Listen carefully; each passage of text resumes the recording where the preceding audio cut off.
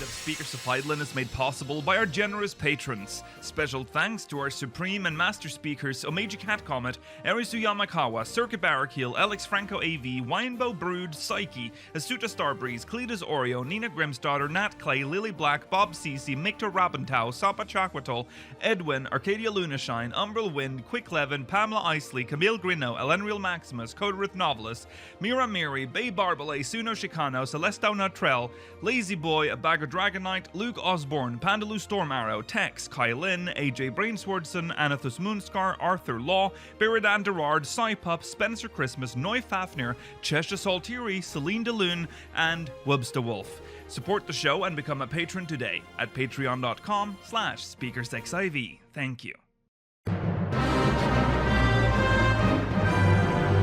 This is Speakers of Hydaelyn.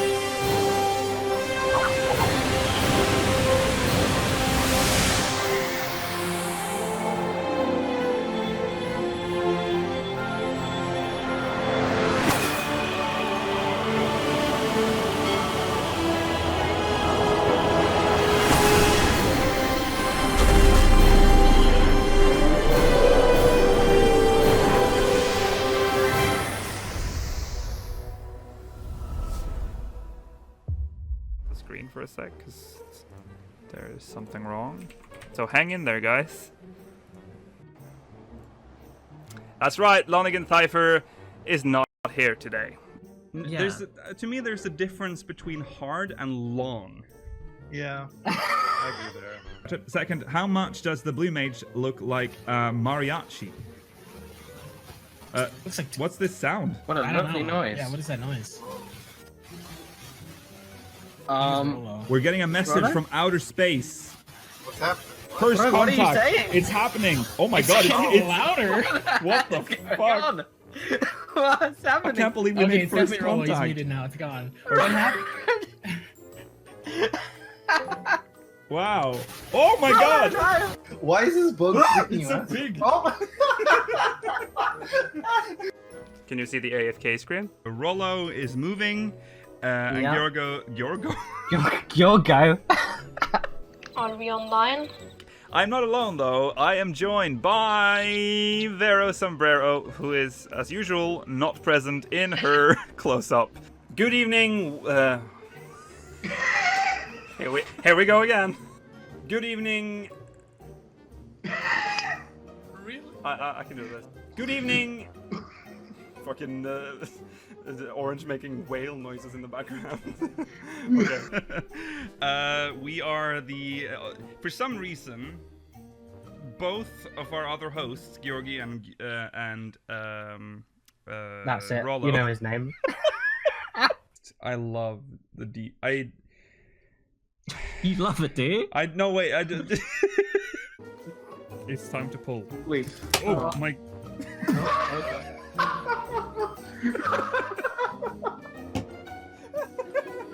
The fucking lid came off.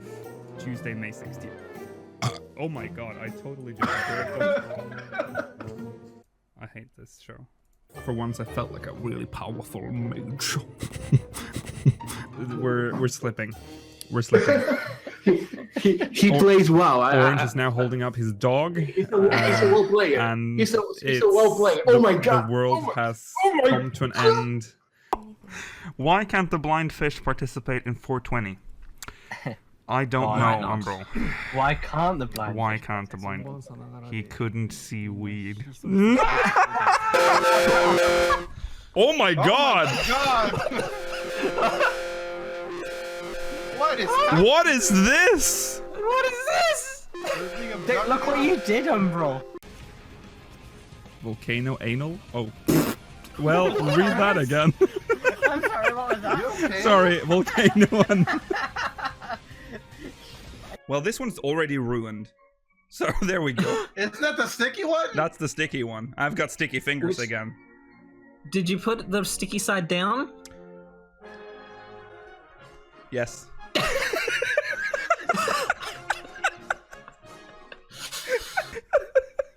I'm sorry. I'm not here to make fun of anything or talk down on Daddy of Light. But what is going on? Yoshi-P wants to die. Yeah, look at him. It's so this. Oh, no. Oh, okay. Well, what am I supposed to do with this? In silence.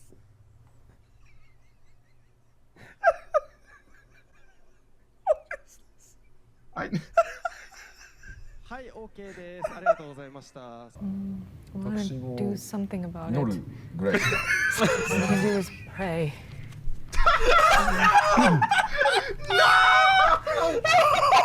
Oh no! せよ皆さんは一度休憩をしていただいても大丈夫 All だ we と思い can ます。 do I is think in any case, pray! we can at least take a break. ね。そうですね。はい。じゃないと皆さん。 Okay. You see? Oh, no, we don't do that on air. Hold on. Lukila's got this. Shh. It's fine. It's totally fine, guys.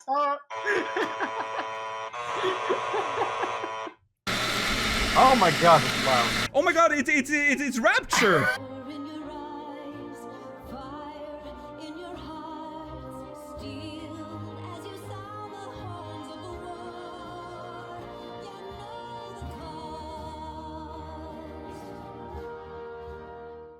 Okay, that was okay. First of all, I have to make Orange aware that our viewers did not see the video screen that I held in front of your face. So they Have you seen the video with the guy who's like, "Oh, my father taught me the game of Switch, where you put one finger in your mouth, one finger in your butt, and then when he he counts down from 3, and when when he gets to 0, you switch fingers." No, that sounds Okay. fun. Do you ever squish it really hard and then just suck the egg out of your hand? Yeah. Gotta Yeah, suck the so- egg.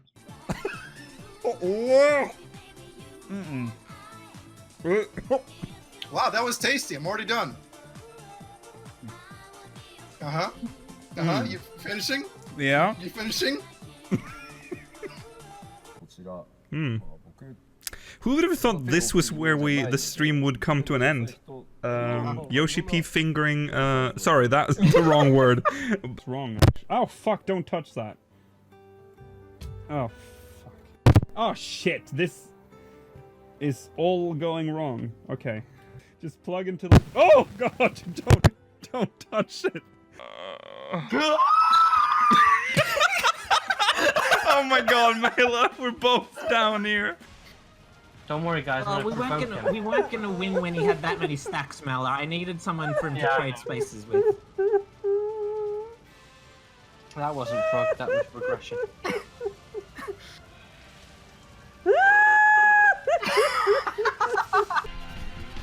Yoshi-P, more like Yoshi-Penis. Well, we'll do. You guys do. I can't believe that hasn't been said before. Why is that? What is that? Why is that so funny? No, okay, don't sorry. know. Don't laugh, Wasn't that Nikhil. funny? Okay, woo! Woo! Okay, we're gonna do Corkscrew You ever penis. think about how, like, your hand fits so nicely wrapped around, like, the neck of a goose? Like it was made for it, you know? I was peeing, Go on. and while I was... Bro, Go on. And then I let out what I thought was a fart. Hmm. But it turned out it wasn't. It was, What? a deluge of shit. And I shat myself. Also, I can't come. You should go see a doctor. You should go see a doctor. He's got So a good point. you're in the streets and you're blowing into a liver. that's the other. Kill. Just read it. This is funnier than I thought. I'm glad we unboxed it on stream for my reaction because remember how the only part of this collab is like the only way you would know this is a 14 product is because of the sticker. Yeah. Yes. No, you don't have to stick You it have to yourself. place it yourself. What is this? Oh my god! I'm rich! Vice! You wouldn't believe this! Oh god, no. Found 900 gold in the cupboard! Oh god, no. Save. No. Who keeps putting money in our house? It's me, I work. It sticks together and I can throw the breadcrumbs on top. What? Right. Oh no! Is that what you hoped for? No! Oh, I don't know. Oh god. Oh What is she god. putting on? Oh These no. breadcrumbs? These are the breadcrumbs. Oh. A very different version of me. Oh, What is happening? He's trying to recreate his face, line by line. I'm disappearing, Georgie. I'm being eaten by the other world. No. Now your creepy faces are gonna float up there once you finish.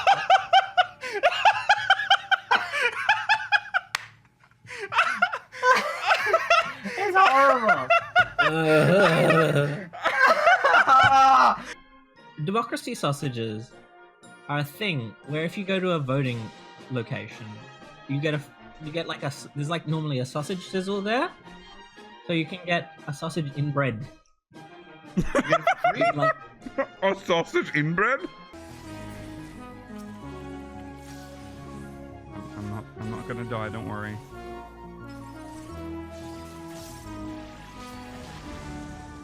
I died.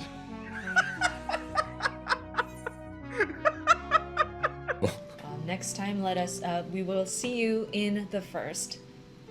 Oh, okay. She's so done. Look at her. Oh! yeah, no. Okay, just like that. They were done. And so it was over. End. Look at his stream. fucking face. Look at everyone's face. Look at Amy's face. She's so glad it's over. Oh. The first. Oh, okay. See more bugs. More. I almost got one shot. Oh my god. Is that Uniqlo? Lucia got one shot. You fall in the hole, Lucia. Just fell down. Oh my Oh. god. I will blow you for playing Ninja, please. If a tank sees you using... My mom would fucking get a heart attack if she saw this. Oh! Remember, this was the thumbnail. Oh my god.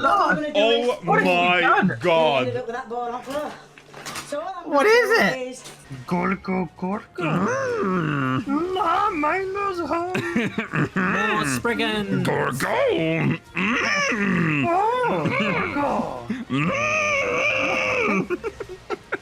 Oh my. Are you having an aneurysm? Yes! Gorgo, help me!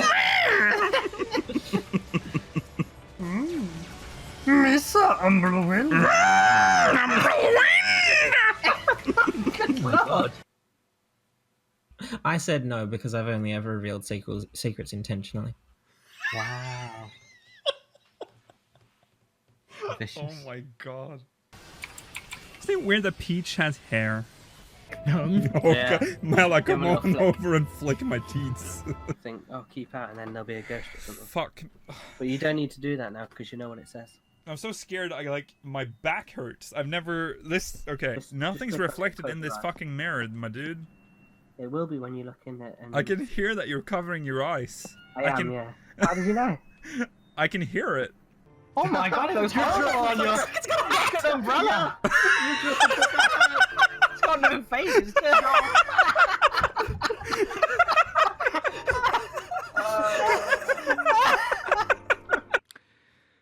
Okay, I have the pussy cheese. That doesn't sound right. Hang on a sec. Hold on. Would you like to explain that one? No, sorry, calm down. Do you ever just wear a diaper and shit in it? Clip that. What? What the hell? It's like it's fucking my mouth. Kyle? Alexa, please play Despacito. E.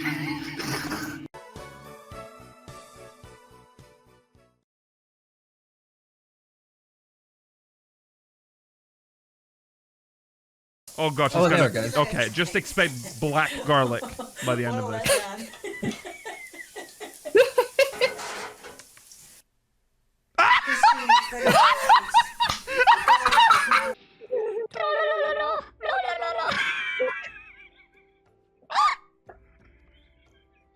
a piece of cake to bake. A pretty cake. A pretty cake. Where you know. Break it down, bitch!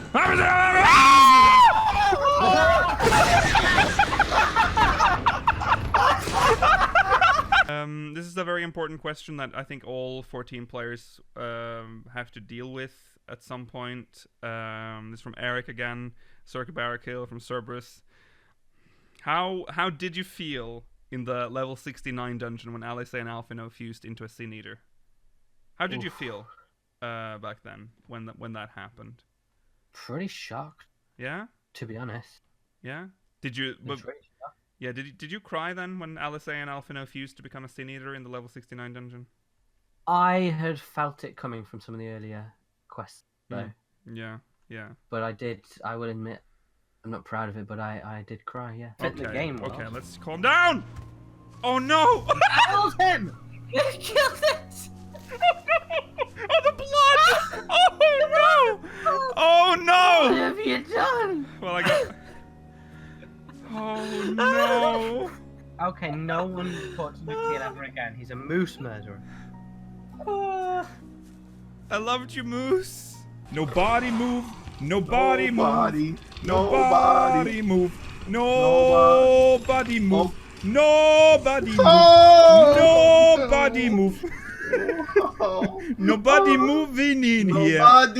Nobody move. Goodbye. And that is it.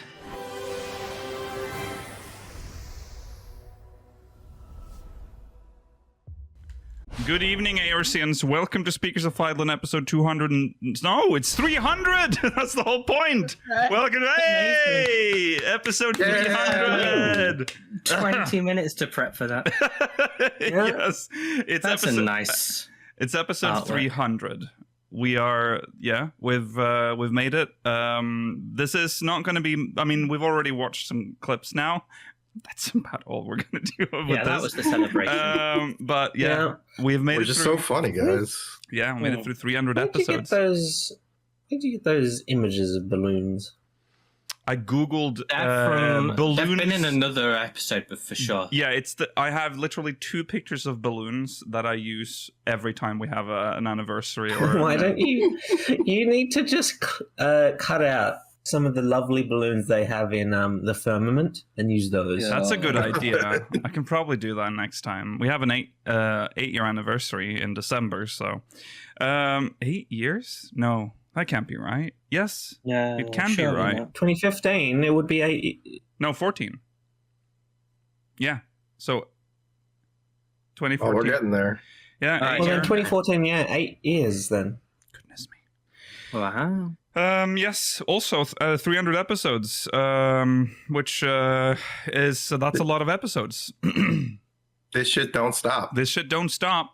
We need to do at least 65. Well, that's a reference a lot of people don't understand. All right, anyways, in addition to we're probably not going to mention this anymore, but it's episode 300, May 21st, 2022. This main topics in this episode, we have a Yoshi-P interview, which is more like it's a more like a background, like it's more about his background and how he became. We kind of have 2 Yoshi-P interviews. We do have 2. We'll get to the second one is in relation to something else, but yeah, there's a big interview which is more about like how his rise to fame, I guess, as the Yoshi-P we know today. And we are also on May 16th we celebrated the 20th anniversary of Final Fantasy XI. What a game. And Yoshi-P has been interviewed regarding that as well, so we'll be going through that. Did they pull Tanaka back for it? I hope so. Fingers crossed. I know that Tanaka will be mentioned in the interview, so there's that. It's hard not to, but yeah. And of course, MogMail, speakersxv.com/MogMail. We didn't say this at the end of the previous episode. You can if you want to send us MogMail We were supposed to say it last week. We just didn't. But because it's the episode 300, you could have sent us a MogMail. Now that it's kind of too late now, but maybe you can send one in for next week and we'll read it as if it's episode 300 again. All right. That's that. Stay tuned for the post show. If you're watching live, we'll be watching questions. Sorry, we'll not be watching. You will be watching, but we'll be reading questions from the Syndicate and answering. Jesus, very choppy intro today. And of course, in channel updates, like we've just said, this is episode 300. If you weren't aware, it's episode 300. That's 300 Saturdays of my life. Well, we'll never get that back. Well, they weren't always on Saturday, were they? Yes. They were always on Saturdays. So think about it. Yeah. All those Saturdays, you could have built up a useful skill like leather working. Oh, that would be cool. I don't know how useful leatherworking is in 2020. You know what? But it's sexy. That's what's important. Right. Part. Oh yeah. Sorry, Yeah. Chad No, is You pointing. can make his own bodice. That's the kind of thing that hipsters find sexy, Rollo. Oh, okay. You wouldn't fuck a leather worker. Too good for leather workers. All right, You're all right, let's dial back here. We like love being all a butcher. We love leather workers. All leather White workers choice. out there, good people. But people are pointing out there have been a few times where we've moved an episode, and I think there has been like 1 or 2 episodes in history that's been cancelled. But those are rare, and that's if like all speakers, like except for me, are like canceling, or if I'm canceling, which I also think has happened. You could handle an episode by yourself. I'd love to watch you do an Who would I episode solo. discuss with? Like there would be Yourself. I'd just be sitting here Yourself. reading. Yeah. That's not gonna work. Hey, some You could people do the manage weather. solo podcasts. I'm sure you could. But this podcast have isn't that built skill. like that. It's not. Yeah, but you just report on the news, and then So I'll be like, Yeah. hello. Okay, just have here's a little sample. Good evening, everyone. Welcome to Speakers of Hydaelyn, episode 399. In recent events, there's new Pogs that has come out. That's very cool. In other news, Yoshi-P is 94 years old, and we congratulate you him, should of talk course. about why you think it's cool that Pogs are coming I back. think it's cool that Pogs are coming back, because that's why are very you talking about cool. Pogs? You can be descriptive. Well, the Firstly, thing is, why did you talk about Pogs? And secondly, how did Yoshi-P age like 40 years? I over had to 99 come up with episodes? shit on the spot. I just didn't know, okay? Awful. No, it's Yeah. a podcast that Unsubscribed. he's previewing a podcast episode that's going to take place in about 40 years, Mailer, and the rest of us are all dead already. Yes. But there's like a hiatus after 398. Against all odds, the Keel is the one of us that has survived the longest. That ain't happening. The fresh is so unhealthy that it's actually flipped. It actually became preserving you. Yeah, I am toxic yeah, waste. It is essentially what it is. Anyways, what I'm trying to say is that this podcast is sort of made like it's supposed to have feedback here, but yeah. Anyways, I don't think. I think maybe 3. I would say if I'm gonna guess, 3 episodes have probably been cancelled in our history, and I can't really. And I feel like most of them were early on. 3 episodes cancelled. I 3 have speakers cancelled. because I don't think I don't think I have been sick, like gone because maybe once. I think maybe once I had like there was one time I think you were just like I'm dying, guys. yeah, I had like explosive diarrhea or something because I've been on this podcast with like fever and like I've been sick coming to this podcast many times because there's no health hazard to anyone around me because I'm alone in here, so it's fine. No. As long as I can talk. We don't have a workplace health policy. Exactly. You all expected to turn up no matter what. Yeah. The worst time was when you were so deathly ill that it felt like you died, and we had no idea where you went. Oh yeah, that's the one. That one was time. good. Yeah. I do like the episodes where you just disappear in the middle of the podcast. You and make, we're just like you make it sound like that happens a lot. I think that is. it's happened like twice, which is more than enough for me Has to it happened enjoy. I twice? think it's happened once. I think it only Was it happened once? Yeah. I don't know. Maybe One it, was it, when it, it was under the desk it left and then there such was an like a impact fire on you, alarm. Rollo, that it's like feels like it was multiple. It was the such a great trauma. time. Yeah. Okay. Welcome everyone. Let's jump into recent events. Whoa. That was a bit sudden. Yeah. Wow. Was it sudden for you? I'm sorry. It woke me up. All right. Well, in recent events, the Uniqlo collaboration the Final Fantasy and Uniqlo collaboration has launched in North America. It will release later in other regions, so May 27th for EU and June 9th in Australia. That launch was dramatic. People killed each other. Yeah. There was bloodshed in the streets. Yeah. Good luck to you. Happy you got the shirt. Yeah. I knew I wasn't going to, so I didn't even try. Right. Yeah. There's no Uniqlo near me. Mm-hmm. I'm fine. You can order it online. I don't think it's a good enough shirt for me to warrant that. I'm sorry. Okay. All right. I think the 14 shirt is one of the best ones. The 14 shirt, which is the one on the slide, is perhaps the best. Yeah, I think that's the best one. There's some. Well, just to cover the North American one, it sold out almost immediately. I don't know. Do we have any ETA on like restocks or? Well, I've heard that there have been occasional restocks because people have been refreshing the website, and every now and then different sizes are available that weren't available before. So keep checking. Yeah, I don't know if it's a good idea to keep going in person to your stores because it's a waste of your time. I would much more recommend just refreshing the website every now and then and seeing if they have restocked. Right. Yeah. They'll come back. Yeah.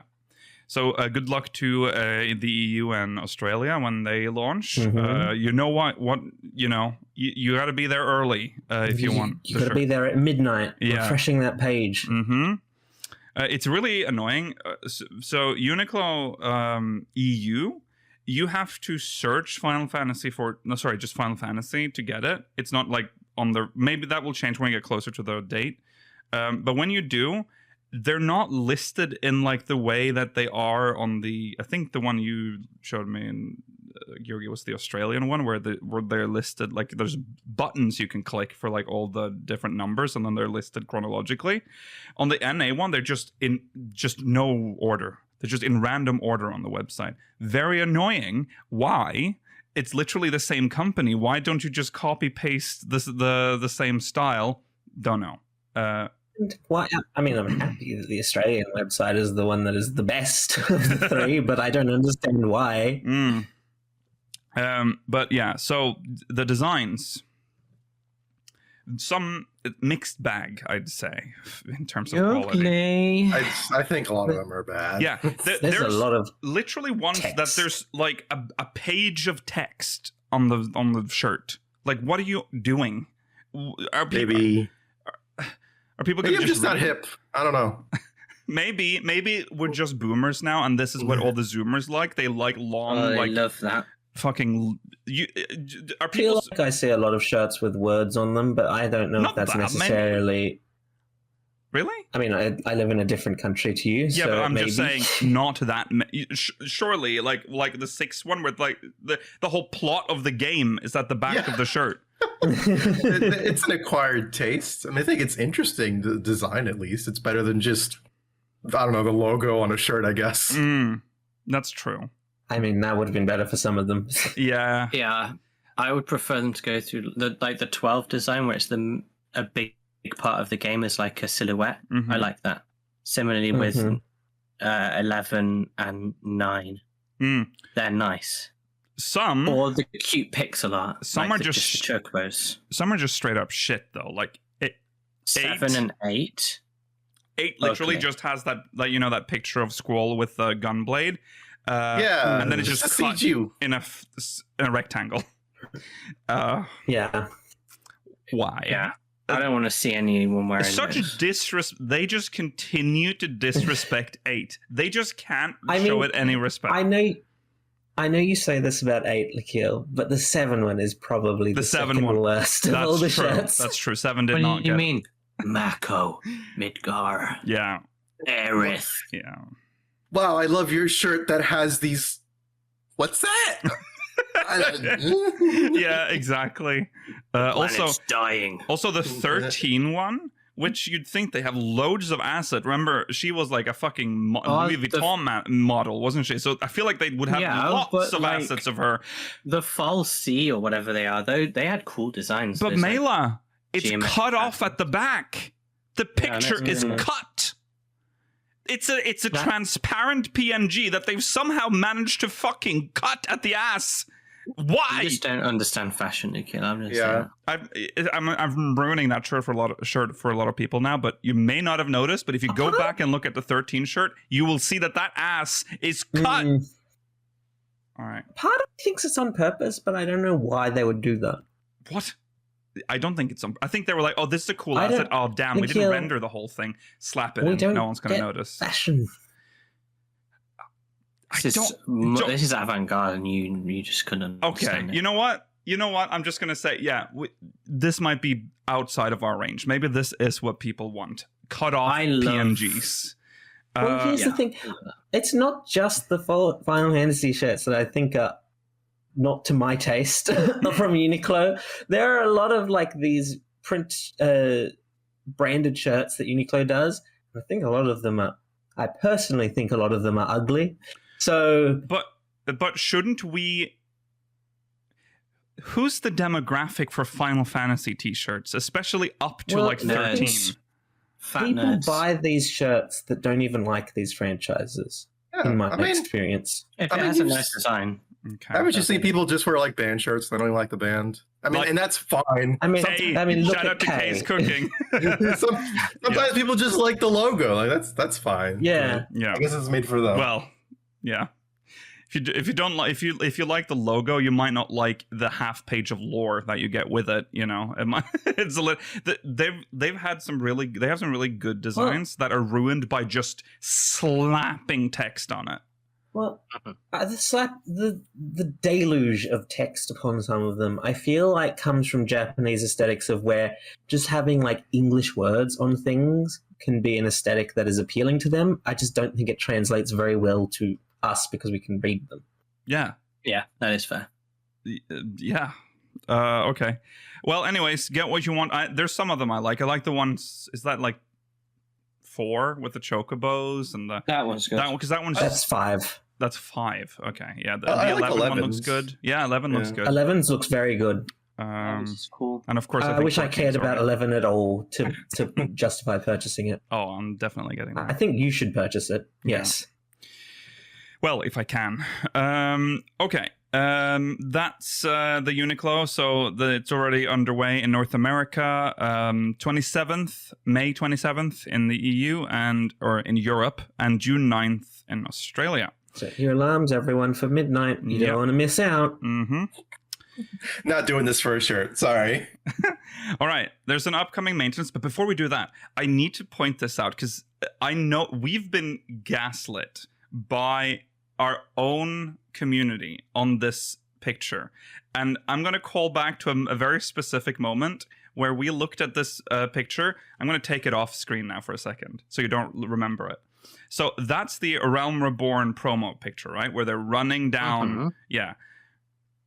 Remember when I pointed out those Moogles, have they always been there? And everyone's like, yes, they've definitely always been there. And for a long time, I was like, well, I guess they were. I just never saw them until now because they use them a lot in promo art now. And I've been thinking about this like Loki for a long time. Like, I can't believe I never saw the Moogles because every time I've seen the picture since, the Moogles are in there. Look at this. They're not in there. They were not there. I have, and when I saw that, my world unraveled because I'm like, oh my god, I thought I was wrong and I was right all along. Berenstain universe, it's real.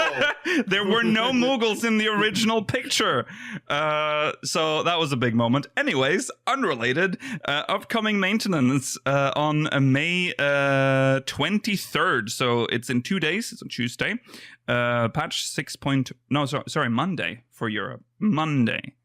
May 23rd, is that a Monday? It'll probably be over by the time you watch this if you're watching. Oh yeah, if you're watching on demand, it's already done. So this is old news for you. In order to implement patch 6.11a, maintenance will take place on all worlds at the time below, during which Final Fantasy XIV will be unavailable. So 11 p.m. This is PDT. So 11 p.m. to 3 a.m. I think that's standard times for maintenance, if I'm not mistaken. So yeah. Once again, asking.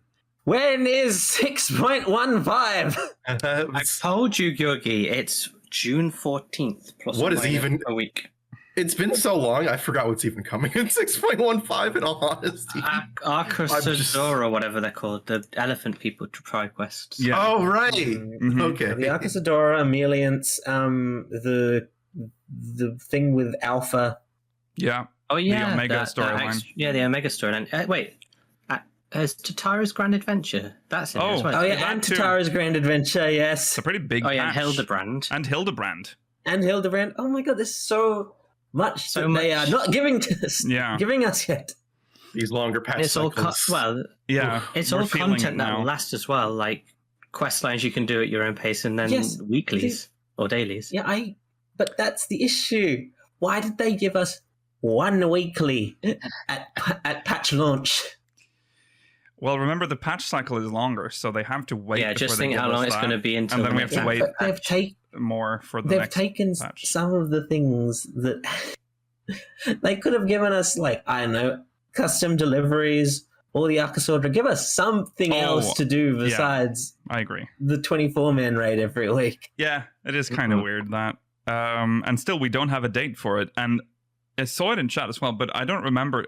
Did they say May for 6.15? Did we actually get like a target for? No, I don't think they've ever given us a date for 6.15. Okay, so we just don't know. We're out. Okay, and that might have been us theorizing May, and but I don't think we're right about that because time is essentially running. No, I was expecting it to be like 4 to 6 weeks after the initial patch launch. Mm-hmm. I don't think it's going to hit that. No. So June for 6.15. But yeah, there you go. 6.11a on Monday. So choose Monday. All right, next 32-bit. Bye-bye. It's very insulting. No. That's why I chose it.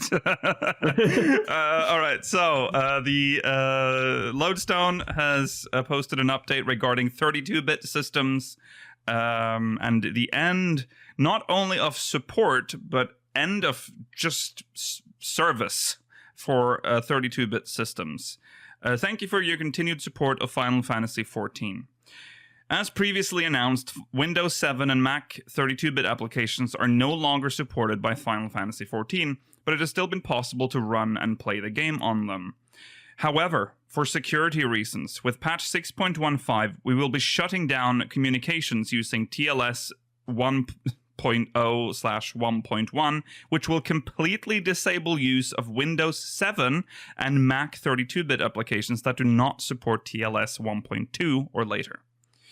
If you plan to continue playing Final Fantasy XIV in either of these older OSs, please consider updating to their latest versions before the release of patch 6.15. So it's not actually over. They give you a little thing there at the end. If your OS allows it, it seems like Windows 7 might still hobble on if you can update it to the latest version. I don't know if it's possible with a Mac. I feel like Mac phased out 32-bit a while ago. But yeah, this particular piece of information makes me feel as if 6.15 is actually further away than we think, because I think they would not give you this warning when it's only like a week or two away. That's true. Yeah, I think that would be very cruel to do to players that may have just purchased like more subscription weeks and then just like, well, your old system can't be supported anymore. And this was posted on May 17th, which might give us a bit of an idea of when the patch might come out. Because if they wait a month, then around, like when, 17th-ish June of 14th. June 14th is probably a good guess. Yeah, so there you go. Because, people have had the warning. We know that officially it's not supported anymore, so people knew that there was a deadline. It's just they didn't know that it would eventually be unusable completely. I'd be very interested to know if anyone is still using a 32-bit system, like. Because I only want to be able to use a maximum of 4 gigabytes of RAM. Yeah, because there's so much, like, if you're using Windows 7, there's a lot of restrictions. Was it 2 gigs? No, 4. No, it was 4 gigs, wasn't it? It's 4. Yeah. They really go out of your way to stick to 32-bit. Yeah. I feel like. At that point, you're just doing it as, like, a statement for some reason. Like, I refuse... 32-bit is superior to 64-bit. But I mean, it's been so long since that was even a consideration, though. Yeah. Like, to even run something in 64-bit. Yeah, because I remember even, like, 7 came out in, like, 64-bit versions, didn't they? At some, like, at the end of its life. I remember having 64-bit 7. Which I guess if you have a 64-bit Windows 7, I guess you can still play. So, hey, 7 lives on. Some people say 7 is superior. And I think the people that say that Windows 7 is superior are people that haven't actually tried 10. Oh, no, 10 is... Well, they were burnt by 8. Yeah, but you can't just be like, oh, well, we say get back on the horse. Isn't that like a thing we say? When you fall off the horse, you get back on it. You don't go, oh, I fell off the horse. Oh, never touch horse again. That's dumb. I'll never touch horse. Think about the people. Never touch horse again. That went from XP to Vista, and then they were like, oh, I can't afford another OS anytime soon. And then when 8 came out, they're like, now's the time. Imagine if there were people, because you know how, like, you might skip a generation for upgrading. Yeah. Imagine people who are always on the bad timeline, so like to whatever to 8 to 8, and now 11. They're on Windows ME first. They loved it so much. Oh, it was the greatest. Millennium Edition. Didn't that have like a silver UI? It was bad. I didn't like it when I used it. Windows keeps telling me to update every time I restart my computer. To 11? No, I'm not. I refuse. Not yet. I'm still. I have not received enough positive affirmations on 11's. Yeah, I was forced into 11 with my new computer, and I hate it here. There are so many things that you have in 10 that they, for some reason, didn't put here. I will just say, I'm not gonna. I feel like I rant about this every time I bring it up, but this is the one. I don't. Real? I have to say this. This is the worst thing they've ever done. When you right-click in Windows, any version before this trash fire, you got a list of things, and that was the list of things, right? And you know what the list of things are, and at the bottom is properties. That's usually how it goes, yeah? Uh-huh. They decided, well, let's make our own little menu with like a little bar at the top with just icons that you have to like memorize for like renaming and copying and shit. And then if you want the old stuff, there's an extra bar at the bottom that you click and then it opens the old one out of the new one. So that's when you get the old draw. Why? You could just keep the old one. I'm fine with that. So I will... I agree what you're describing sounds very annoying. I will defend the transition from words into pictures. I mean, that is how we get things like the fact that we still use a floppy disk as a save symbol. Eventually, these things become part of the zeitgeist and people will get used to it. We're just getting old now. Yeah. That's old man yelling at the sky. But why? No, I'm defending the names because you know why? In the context menu, a lot of times the little, the first letter is highlighted, right? Like, or underscore, you're like, oh, I hit that button, it opens up that fucking command. You can't do that with fucking pictures. Right. There's the shortcuts. Yeah. Think about people who are using screen readers as well. That's How are they true. gonna cope? Yeah. And, well, Rollo, and I can't counteract what Mailer said. I think that's unjustifiable. But they probably will have, like, text versions of that. Probably. Anyway. Well, yeah, Jurgen, you can just click open extra options, and then you can find them in text form.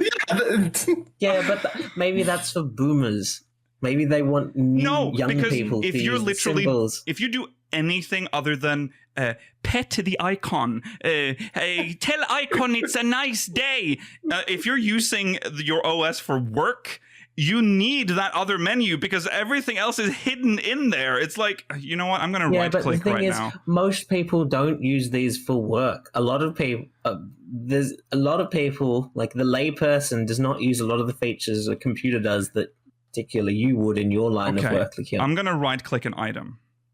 Now, what a thing for us to talk about. On this menu, you have open with, set as desktop background, and then rotate. This is a picture. Rotate right, rotate left, compress, zip file, copy as path, and then properties. Which I think properties is something they might have added in an update because I feel like it wasn't there. And then you click show more options, and you get all of the other shit. Like, why is it's in Norwegian? I'm not going to read it, but it's very annoying. It's infuriating. And also, if you have a computer that like works with where you have other programs that add other things to the context menu, doesn't show up. Then you have to go down to show more. Very annoying, infuriating. All right, thank you. That was my 11 soapbox. Anyways, 32-bit is good. Dying.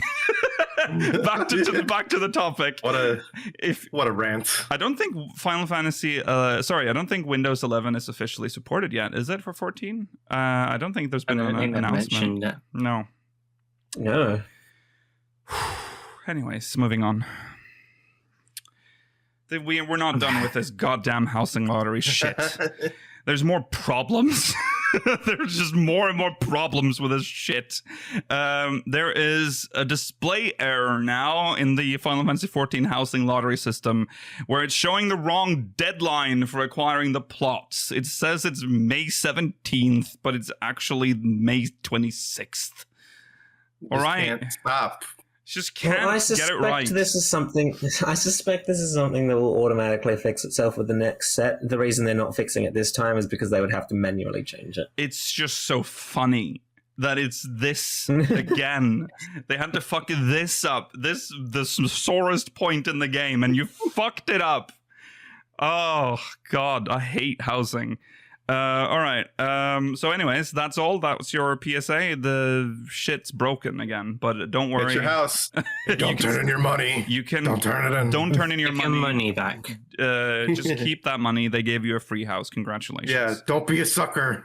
No, that money will fund public works. One thing that I've seen that people might convince some people to do it is that people are theorizing they're going to make the NPC someone really likable. The blue elephant in what's it called? Imperium? So like you get to give your money to Emmerich. Won't you want to do that? No. You want to do that? What is he gonna walk up to you and go like no, I maybe Emmerich will give you a title if you do it for him.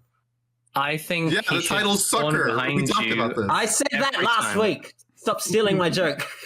I'm just saying that whatever the title is, to us, it would always be sucker.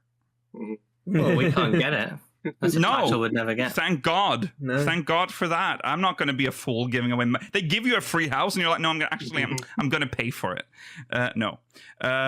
Yoshi-P, keep a name of everyone who hasn't given back their money, and just delete them from the game in like a month's time. No, do whatever you want. Whatever. Oh, what's that? Every day you don't pay back your money, you'll lose a random level on a job. Oh no. Okay, we're moving on. Final Fantasy XI is 20 years old. It turned 20 on May 16th. Congratulations. Oh my God. Tanaka is Yoshi-P. That's right. After all this time. That's right. That's the big and reveal. Look at that other guy's shirt. That's wild, dude. Yeah. Are they like Marlboro cigarette packets or something? Yes. So we have an interview with Yoshi-P. It is an interview. It's kind of weird because it's with the producer of Final Fantasy 11, Matsui. He's interviewing Naoki Yoshida. So the producer of 11. How awkward they look. Yeah, he's on the right. That's Matsuya.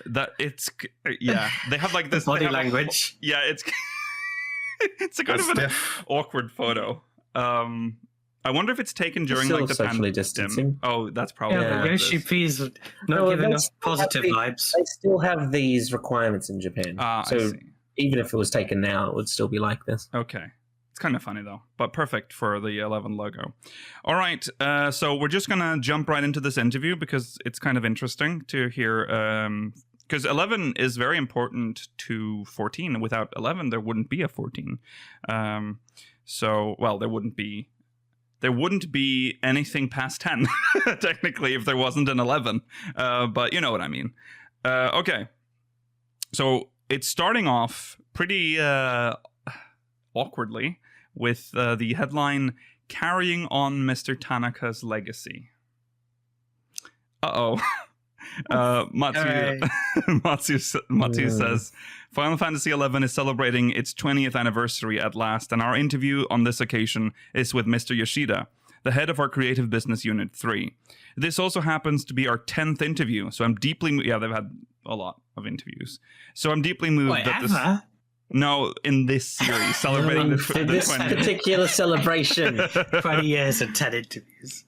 So I'm deeply moved that the series has finally come this far. Thank you again for joining us today.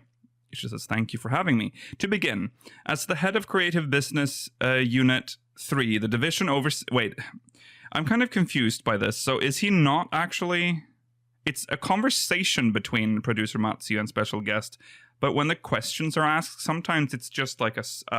That's probably the interviewer. So there is an interviewer as well. I thought they were just having like a talk. Okay, so there's a third person. Their name. Right, they're just... Yeah, they're a salary man. Yeah.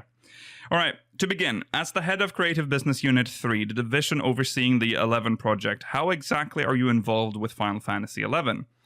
Yoshida says, please allow me to explain from the beginning.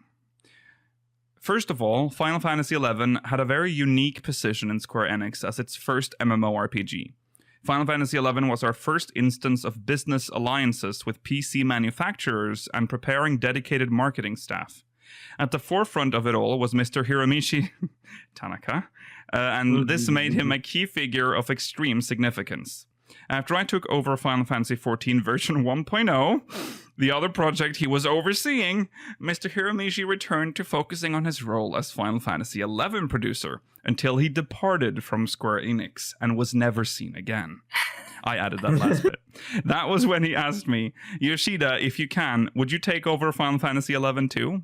And that was how I became involved with Final Fantasy XI. That's cute. Yeah.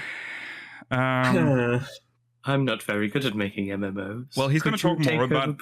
He's going to talk more about Tanaka because that's the thing I'm more like very interested to know. Because I feel like it's so ominous. Like he just disappeared. He's like he went back to 11 for a bit, but then he's like, no, bye, and then he's just gone from Square Enix. Put him in the gacha mines. Yeah. Awful. I see. So there's some history between the two of you. Yoshida says, I owed a huge debt of gratitude to Mr. Hiromichi, and so given it was an MMO business, I decided to oversee it within the division I was managing at the time, Business Division 5. After taking over, I pondered what should be done for Final Fantasy XI, a game supported by many passionate players, and my resolution was to ensure the operations of Final Fantasy XI can continue as long as possible. Matsuya says, back then there were lots of specifics that only Mr. Tanaka was privy to, and I remember Mr. Yoshida conducting a thorough internal inspection to uncover them. That sounds on point with Tanaka, because that's kind of what made 1.0 a sort of collapse, was this like weird secrecy between the departments, like they never spoke, and then we're like, one dude would come out of an office to another, knock on the door and be like, can we use this location in an upcoming quest? And they'd be like, yeah, it's all right, okay, bye. That was the extent of cooperation. Sounds like that sounds like 1.0. Yoshida says that I did. I was looking at the numbers for everything, including development-related costs, personnel assigned to each aspect of the game, how the patch cycles worked for it, labor and server maintenance expenses, and so on. These specifics were crucial not only for me, but for Mr. Matsuya as well. He also needed a firm understanding of the numbers, as he was to take over as producer. With Mr. Hiromichi leaving the company, neglecting to comprehend these specifics would be the downfall of our operations and ultimately force us to end the service for the game. They shouldn't have. What a shame. They shouldn't have understood everything so well. Of course, on an emotional level, I wanted Final Fantasy XI to maintain its previous scale of operations. However, if we kept going at that scale and couldn't bring in enough revenue as a result, that would be the worst case scenario. Therefore, my first venture after taking over Final Fantasy XI was to uncover the specifics and decide what to cut back or expand upon. Yeah, he's sort of like, if you read in between the lines here, it's clear that he kind of took over he wasn't quite happy with the state of things behind the scenes. Okay. I'm not surprised. Like when he says what to cut back on or expand on, was his final decision to not develop the game for like another 10 years and then just to add an expansion randomly? Like, when did he take over after all the expansions were already out? Yeah. Like Seekers was out or whatever. I think, he definitely, if he took over around 1.0, then the game would have been done. Yeah, I think the last expansion would have just released. Yeah, so he just maintained it. Yeah, well, to be fair, after he took over, a lot happened. Like, they started getting more. Technically, the era of expansions had ended. They still got like Rhapsodies of Vana'diel, and there's still story content coming now. So, I mean, he did breathe new life into it. What about your current involvement with Final Fantasy XI? Yoshida says, currently, aside from sharing information on the interval and content of version updates, I'm primarily involved in the budgeting side of things. I generally evaluate the cost effectiveness of advertising and PR. Is there any advertising for 11? I don't think I've seen that in like 15 years. This interview series being one such example. Skip a section? Oh, I'm sorry. Oh, yes, I did. Yes. Sorry. We were still talking about what he had to cut back or expand upon. Matsuyu says, it was an inevitable part of securing the game's future. Yoshida says, another matter was how long we could maintain support for North America and Europe. Our investigations revealed there was still a high demand in North America, so we increased our resources there and moved forward with advertising and public relations as well. However, back then, our overseas offices were predominantly focused on Final Fantasy XIV and lacked the staff to devote to 11. To resolve this, we approached Square Enix America to reevaluate their staffing, plan for anniversary-related and promotional projects, and community events. After that, we held another discussion with the team to establish a long-term plan, after which Mr. Matsuyu and his team took over the operations, and here we are now. Notice that sounds like a dream. I would love to work on the 11 team in like Europe. You would have to do nothing all day. You'd probably just be like a GM, just walking around. I guess I feel like they don't even have like a real department for 11. Oh, it'd be so nice. Europe. As long as I get paid like 60k. Yeah. See, that sounds pretty sweet. Just sitting in a dead game, chilling. I'm sorry, 11 is not a dead game. I know I'm triggering so many. I'm an 11 player myself. I'm allowed to say that. You don't play anymore? I do. There's actually a free login campaign now. Why don't you play some of the new stuff, huh? It's just... Yeah, that's right. Look, that face, I felt it. What? Okay, yeah, you know how it is. What about your current involvement in Final Fantasy XI? Yoshida says, currently, aside from sharing information on the interval and content of version updates, I'm primarily involved in the budgeting side of things. I generally evaluate the cost effectiveness of advertising and PR, this interview series being one such example, and provide alternate ideas should there be any shortcomings. Technically, we are giving 11 some PR. I don't think you can necessarily call it advertising when it's literally on the game's website. You have to have come here already interested in 11 to find their interview. That's true. Yeah, but this gets shared around. And people will see it, but don't necessarily see it. Yeah, that's true. Okay. So it seems like your role requires a different mindset compared to working on standalone games. Yoshida says, that's right. When it comes to MMORPGs, spending money on advertising and PR has the effect of retaining more players. But this is a difficult concept for someone who hasn't been exposed to the online game business. It's often said that money shouldn't be spent without an explicit plan for profit, but the opposite is true when managing a monthly subscription MMORPG where player retention is the profit.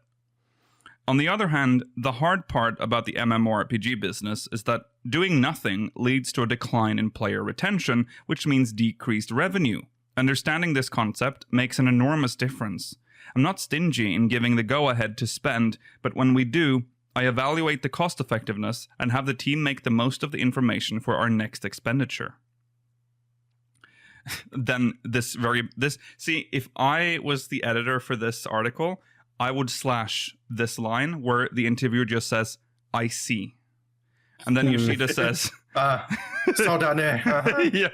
And then Yoshida says, on the other hand, I believe the game content should generally be left to Mr. Matsui and his team, rather than have me superficially intervene. With that said, when they're making the game more accessible for new and returning players, I do occasionally ask them to tweak certain aspects for the user interface that I, as a third party, found confusing. Oh, can you ask them to change a couple more things, Yoshi-P? Can you ask them to rehaul the just entire change UI? the entire UI? Well, yeah. I'm not going to defend 11's UI. It is legendary. What happened to the mod, though, that made it better?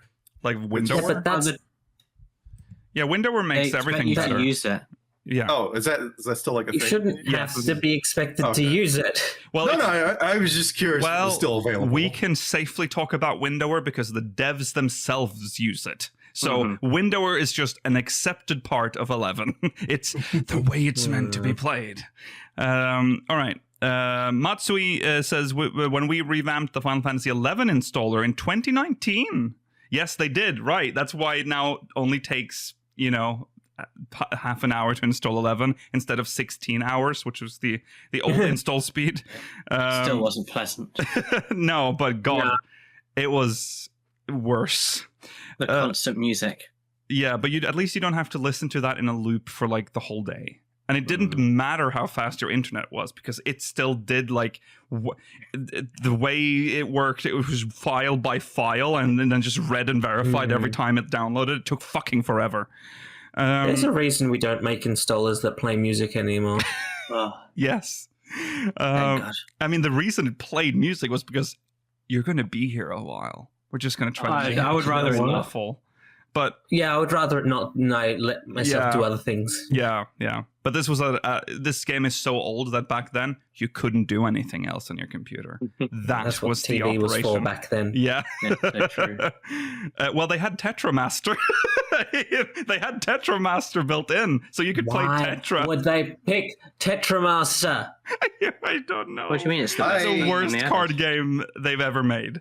So I so desperately need to play 11. Now I'm just like, Rollo, it's free right now. So, you can dip your toes. Monetarily, Rollo, it is free. Yes. But you must consider the cost of time. I have nothing. Listen, I start school next week. I'm going to use all the free time I have left for 11. And 11 will eat it for you. Asura is where we are, I think. For those that are wondering, our characters are on Asura. Let's get back in there, Georgi. Let's get some dingbats. Yeah. Okay. Anyways, moving back to the article. When we revamped the 11 installer in 2019, we first asked Mr. Yoshida to have a look, then tweaked words and phrases that were hard to understand. Yoshida says, Final Fantasy XI is an MMORPG with such a distinguished history, and it'd be a pity if players couldn't make it past the entrance. So I directed the team, maybe adjust that dingbat quest, though, because that one is a little jarring. It wasn't too bad for me. No, but that's the problem. It's too heavily reliant on RNG. It's much too RNG. If there are players that are like me, Mailer, that experience what I experienced, that is probably, depending on the percentage, a significant amount of players that have chosen 11's not for me. Yeah, because we were there for hours. Much issue? Most of the server came and helped you. That was very sweet, but even then, they can't help you in any way because it's still RNG. But yeah, okay. I love it. I love random number. Not even number go up or down, just number. But 11 is the old school experience. Like, if you still want, I mean, there's RuneScape, classic RuneScape, of course, which is also, I guess, old school. But 11 is like more of the next gen old school, if that makes sense. It still has RNG, hours to wait for spawning things, recipes for crafting that are so fucking horrendous. Like getting the items is so horribly difficult that you cry yourself to sleep at night, and then you wake up and go straight back in. Yeah, it's harsh. It's also a game that I think you can play solo now, somewhat. Maybe not, but it's not like fully soloable yet. Like, it's still... I think the story is. The story is, for the most part, soloable, yeah. But the high-level stuff is party.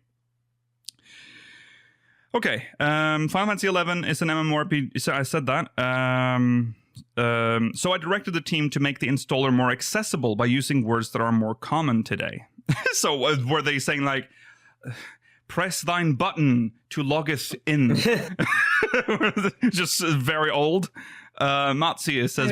I don't know. It probably continued to ask you, do you have a modem? You'll need a modem to play this game. Yeah, oh god. Matsuya says, prior to that, the installer still had technical jargon that was quite difficult to understand. I think we subconsciously believed those words were still common knowledge, just as they were for PC users back when the game was released 2 decades ago. Yeah, that's interesting. Exactly what I'm talking about with the pictures. The words will be lost to time, but the pictures will still be with us. I think we still say copy and paste, though. That is true. We say arrow going in this direction, arrow going in that direction. Oh my god. Control V. What a bleak future. All right. Yoshida says PC users back then were kind of the people that were knowledgeable about graphics cards and such, after all. Laughs. Because times had changed, I felt we should be careful to avoid tripping up our players with that kind of technical jargon. I wonder what that was. Like me. I'm the Luddite that doesn't understand the things that you talk about.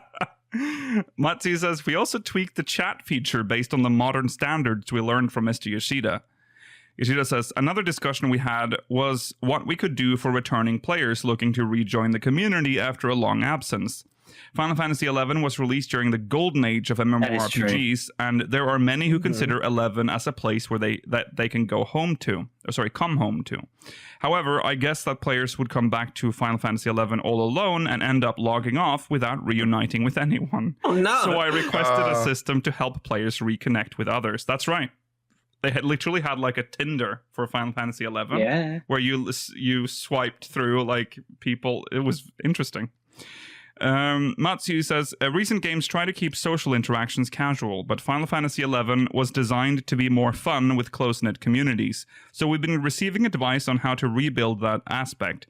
We've also borrowed engineers from Creative Business Unit 3 on a number of occasions. Yoshida says, in regard to profitable operations, hiring server engineers and other staff to work exclusively on Final Fantasy XI around the clock the whole year round would increase its expenses. So in Creative Business Unit 3, engineering fees are expensed under Final Fantasy XIV, while the Final Fantasy XI team can submit proposals for tasks that require engineers. Once the proposal has been reviewed and approved, we have the programmers estimate the costs and then have a discussion with them.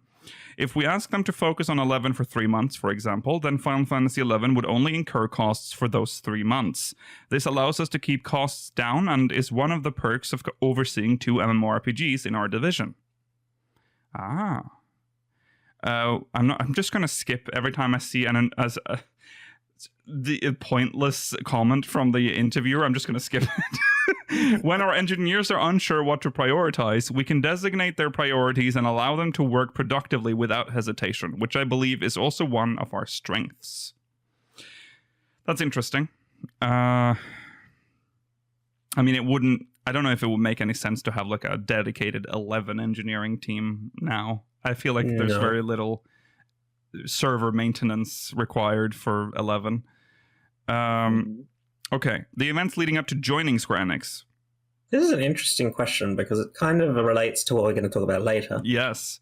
I'm sure this is something you've already talked about on multiple occasions, but would you tell us again about how you joined Square Enix? Should we maybe skip this for for the interview. I feel like this might actually be a lot of what we're talking about. I'm gonna say we should probably Make a call, quick. Make a call. I need to make a call real quick. I didn't realize that it was this long. Oh my god, you kill. I think we should hold this. Maybe we can come back to it another time. We can come back if we find out that it's not covered in the what did we talk about today. Yeah. Let's come back to that. All right. Let's. So that's the 11 portion of the interview. Interesting stuff. I'm sure there are some 11 people watching that have played 11. I don't know how long the free campaign is. I think it is. Might be. Is it through? Is it the month? Maybe. I'm gonna check that real quick. I'll. You know what? I'll do it. I'll commit. This. I'll join. I want to see the number go up. Well, you have to understand. This is you are. This is a difficult game. You're committing to like a 400-hour experience. The Return to Vanadil campaign lasts until May 31st. But Rollo, it won't apply to you. There's still a free trial. I'll just use that. Oh, there's a free trial, yeah, because you need to have need to have subscribed or have bought the game and played at least once. You need to have had an active service account at least once to be able to play. So there you go. Okay, that's that. Let's. We only have one MogMail that we'll read today, and it's about. I think it's just about the episode number. So let's jump into that real quick.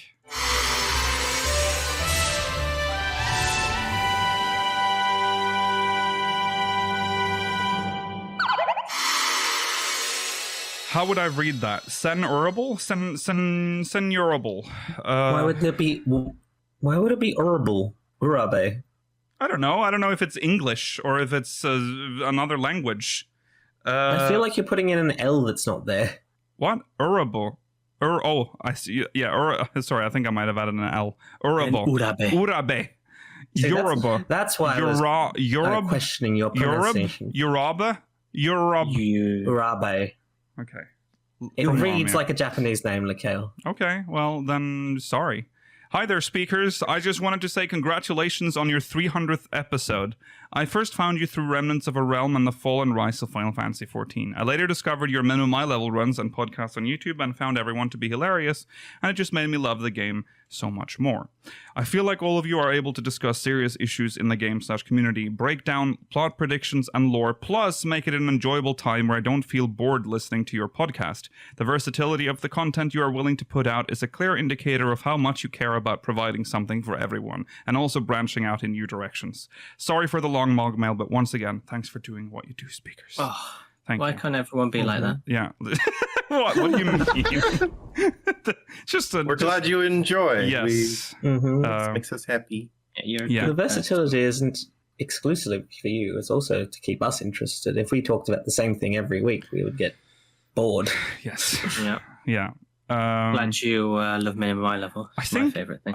Oh yeah, minimum eye level. See, but this is the thing. Minimum eye level is like, I think, a personal favorite, but I think we all like minimum eye level, but it is definitely not very popular. No one else likes it. It is not something it isn't. Really? Yeah, it's like it doesn't do the numbers. No. Yeah, Rollo, it's popular crazy. within the speakers. It's popular within the speakers community, but people don't seek it out, unfortunately. I feel like I've heard people like on the subreddit even say like, "Oh, I really like their Look at the view counts. They're like bordering on like thousands. I don't think that would have been. Yeah. Who's mentioned minimum eye level on the subreddit? I don't think I've ever seen that. I've absolutely seen it. No, I don't know. It's... I'll take your word for it. I think it's the people that watch the show regularly enjoy minimum eye level. But the thing with minimum eye level and kind of with a podcast, I guess, is that it's not. You need to kind of know. I think the podcast is a bit of an acquired taste. You need to be lured in here somehow, and then I have heard a lot of people joined this podcast. Started watching the podcast when there's so many you can trace back to the waffle on the head stream that like, oh yeah, that was my podcast. That's when I decided to stay. Okay, I guess if that's, okay, I guess that's the kind of people we keep. If you like people putting waffles on their head and slapping it, that's it. You're here. Welcome. And of course, there's Fallen Rise and all that. Of course, that's the classic, gateway video series. Okay. Oh yeah, speaking of, should I say it? It's episode 300. Fallen Rise episode 11 for patrons at the end of May, and for the rest of you, it'll be a couple of weeks into June. So that's right. Okay, I don't have anything epic to tease it. I don't have a teaser for it. That's it. I will say about episode 11. Yeah. The title confuses me because I know. It results in a word being repeated twice. Yes. Fallen Rise of Final Fantasy 14 before the fall. So there you go. All right. It makes it sound like a retrospective talking about 1.0 prior to its lack 14, of success. But 14 players will know, and of course it will be explained in the episode that's the name of the patch that's covered. All right. That's it. We'll jump into the main story now. The big Yoshi-P interview with Gameinformer. Should have made him large on the little thumbnail. I wanted to, for the audio listeners, this doesn't make any sense, but in every Yoshi-P interview slide, I've had a picture of him drinking wine. And I thought, I'm just gonna put a tower of wine bottles behind him, just slightly faded out to go in with the theme there, and then because it's a theme that I've heard running. It's tradition. That there's always wine in the picture, but I didn't do it this time. So, anyways, this is from a Gameinformer. It's a very nice. It's kind of like just an article, or what do we call this? It's an interview. Biographical. Of Yoshi-P. So let's jump into it. Naoki Yoshida is a man of many words. Ask him any question and he'll answer in great detail, which is terrific because he's had quite the career. There's no denying that Naoki Yoshida is a massively popular and important figure to the Final Fantasy franchise.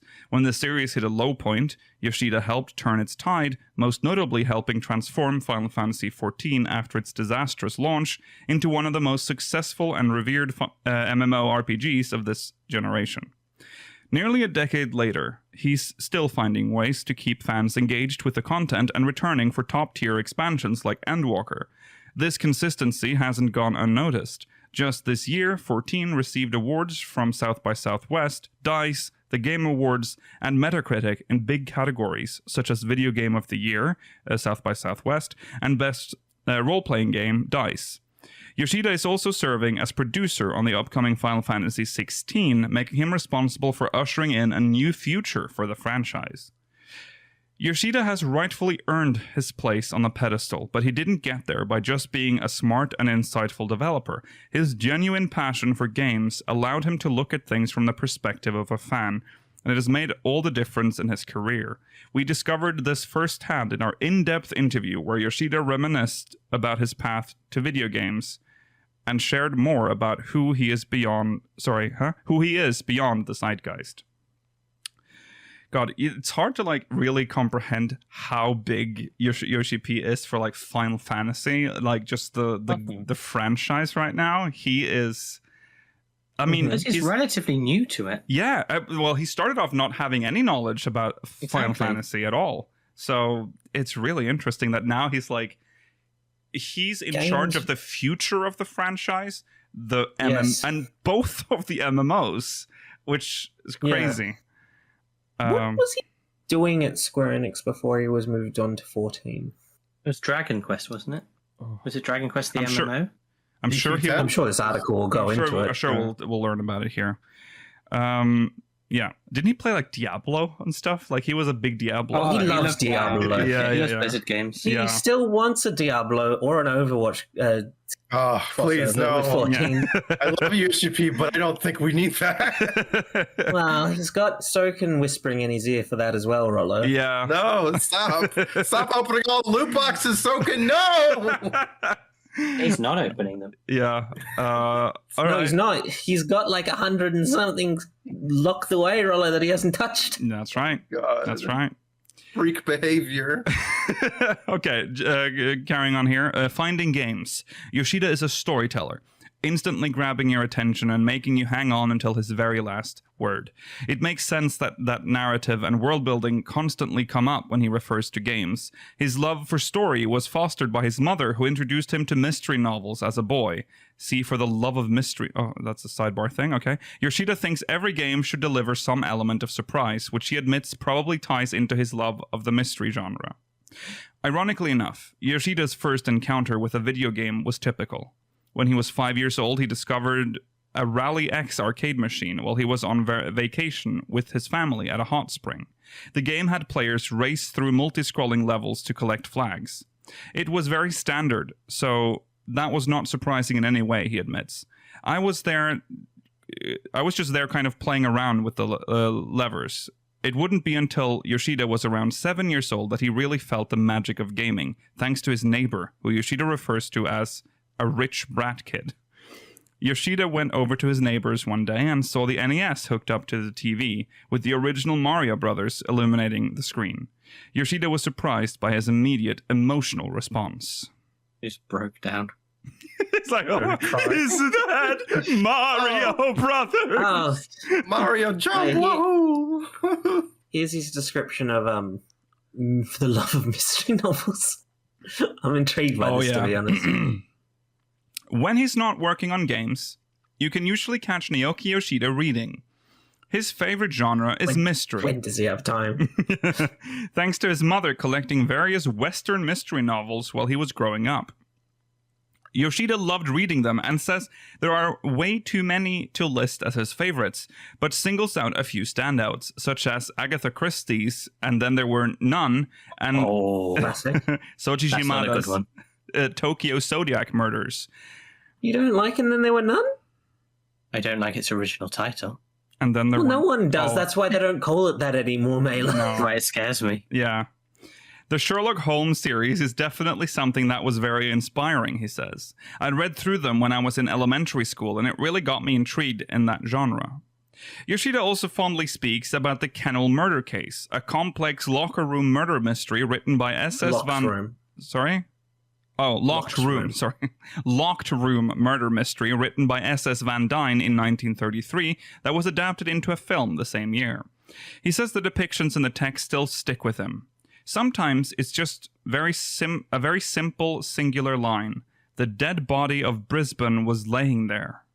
Van Dyne didn't give a lot of exposition, but he described it so well that it's burned into my memory. It was in elementary school when I read this, and it still left an impact on my mind. That was my shocking entry into video games. So wait, is that... Going back to Mario Oh, Brothers. sorry, that was the sidebar thing, was it? Yeah, okay. Yeah. Yes. Sorry, yeah, so back to him breaking down in front of Mario Brothers. That was my shocking entry into video games, he says. At that time, I thought television was only to watch something, a passive media, as we put it nowadays. The interactive element had such an impact on me. Yoshida says even though Mario's mechanics were simple, stomping on Goombas and going through pipes... He was struck by the cooperative element and how that changes the experience, despite it having the same rules as single player. So when I got to play it for the first time, I already knew somewhere in my heart that I'm going to be a person who creates games one day, he says. But it took Yoshida time to warm up to RPGs. During his elementary and middle school days, he recalls playing a lot of action games and shooters, but his friends kept talking about Dragon Quest. Yoshida remembered feeling rather negative about the series. He hadn't played it. But based on what he heard, it didn't seem like his cup of tea. It's this game where the CPU generates numeric random occurrences like dice, and I didn't know what the appeal was, he says. That all changed when his friend lent him a copy of the game, and he came to a realization. With these role-playing games, it's not about the skill of the player themselves, but I noticed that You have this character who gains experience, and there's a story behind it, and it was a very different experience. About a year later, the original Final Fantasy came out, and it changed everything for Yoshida. That's when I realized that this medium now tells a story in a very dramatic way, he says. It changed my perspective. I thought to myself, wow, I want to be able to deliver a story through this video game medium to share with people out there in the world. Yoshida always But he has a thought... history with Final Fantasy personally. Well, Yeah, just not business. Yeah, that's true. Yoshida always thought he'd made an action game, but his Final Fantasy experience made him change his vision for the future.